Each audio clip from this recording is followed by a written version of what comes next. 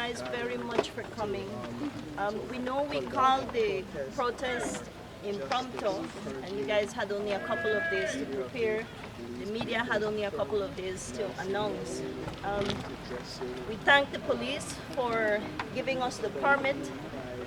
I must be honest and say that I felt like our freedom of speech was frustrated because we cannot have a mic, we cannot have sound.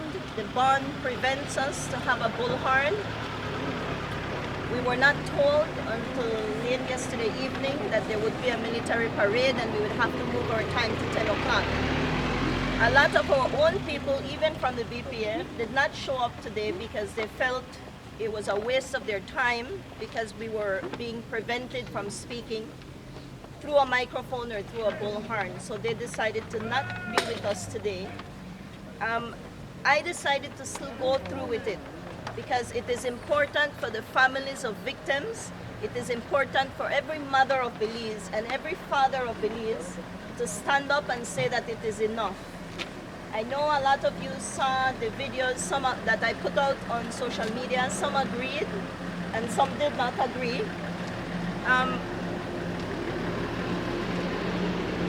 And that's fine.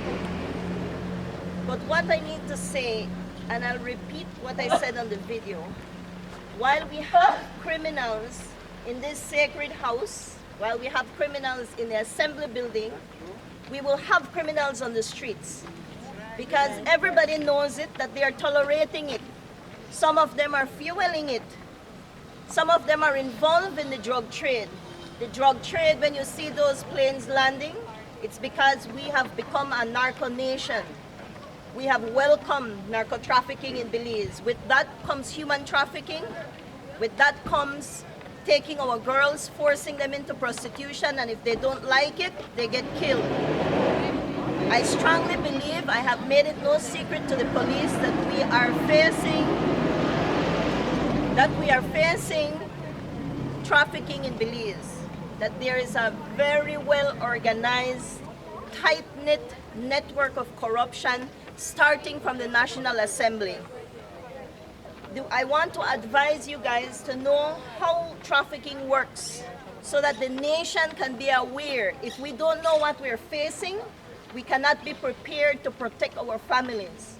And that is why we are standing here today, to ask for justice, but to also learn how we are to protect our families. I condemn the words of Mr. Alberto Agas. The words that he said about Mia is unacceptable. And the Prime Minister needs to force him to give an apology to the family and especially to the mother of Mia. I have a 19-year-old daughter, and she has all the rights to go out to a club, to party just like I did at 19, just like all of these gentlemen and these ladies did at 19. She has the right to come back home safely. And Mr. Agas does not have the right or the moral standing to judge any of our children. Yes. You must look into your home and you must look into the mirror before you cast judgment on our children, Mr. Agas. But to know what we are facing, the traffickers will come to clubs, they will come to churches, they will come to youth centers, and they will look for young people that either seem drunk, that are alone, that seem vulnerable in any way, that seem to have an issue or a problem. Mia, that night, was looking for her friends that had left her. So she was very vulnerable. She was walking up and down and she didn't know where they were. So she was a perfect target for these kinds of people. What traffickers do is that they will take our children, they will rape them, they will beat them, they will abuse them to try to break them. To break them so that they can give in. And when they have broken them, they will try to cross them across the border so that they either sell them for body parts or prostitute them. When you are as feisty as Mia, and you won't give up so easy and you're a fighter, they'd rather kill you and cut their losses. They don't care about the suffering of the family. Neither does our Prime Minister care about the suffering, because he would have stopped the drug planes already, because he knows where it's coming from. Yeah, yes. So they don't care about our families. We care. It is time that we stand up and we say it's enough. This gathering is not political. We're not here to attack them. We're here to tell them the things that we need. All the road construction that you guys see is there because they are making money from it. Because the kickback is 20 and 30% for the ministers and the representatives of our areas. So they accept these loans, but they don't ask the people what we want. So we have a list of demands. I think Louis, where's Louis? You have the list of demands? No, it's in there. I want to read it out. We have a list of demands, and I don't think it's too much to ask. I think that it should have been asked a long time ago. The first one is the Prime Minister and the Cabinet and the National Assembly is to stop all road construction until you build us a forensic lab. I'll have to compete with them now. Until you build us a forensic lab with proper equipment and staff. Our second demand, return the death penalty for murderers. Our third, better equipment for the police in information technology. More training for our investigators. More training for crime scene officers. Build and equip ID parade rooms countrywide.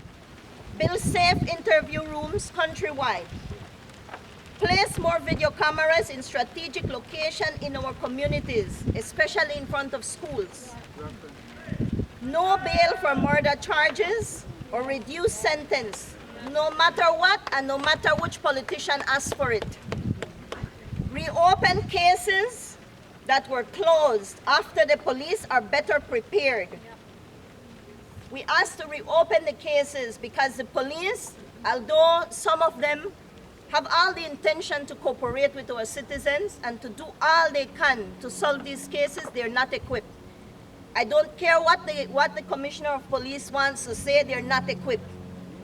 I have been working with police for years, trying to assist in every way I can. I supported the family of Mia during this time, and I must say the officers that are working on that case really care. They're doing all they can, but it is frustrating when you have to wait and wait and wait because you don't have the equipment, when you don't have the manpower, and our ministers and the Prime Minister are only focusing on what brings them money so they can pay our voters to vote for them for campaign, for election. They don't care what is happening. So these demands that we're making, we will circulate it countrywide and ask people to sign it. We will ask you guys to sign it today because it is time that we are not afraid anymore. We can't be afraid. This time they frustrated our right to speak because they deprived us of equipment that we needed to use, because I wanted them people up in the building to hear everything that we had to say. I wanted the nation to hear. I am saying today that I will stand with every family that has a victim. Our team will stand and we will fight for justice. And next time, we may not ask for a permit because I'm getting fed up. And I know the people are getting fed up. A lot of people that were coming here today wanted a violent protest. And I said, no, we have to be as peaceful as they allow us to be. But I will not ask for another permit, and I will not be told what to do the next time we gather. So if they want to cooperate with us, they will do it by their free will because they showed us today that they did not really want to cooperate. I don't blame the Commissioner of Police. He gets orders from higher up. Regardless of whether he wants to admit it or not, he gets his orders. He has bosses. Yeah. So we will forgive him for today, but we won't ask for another permit.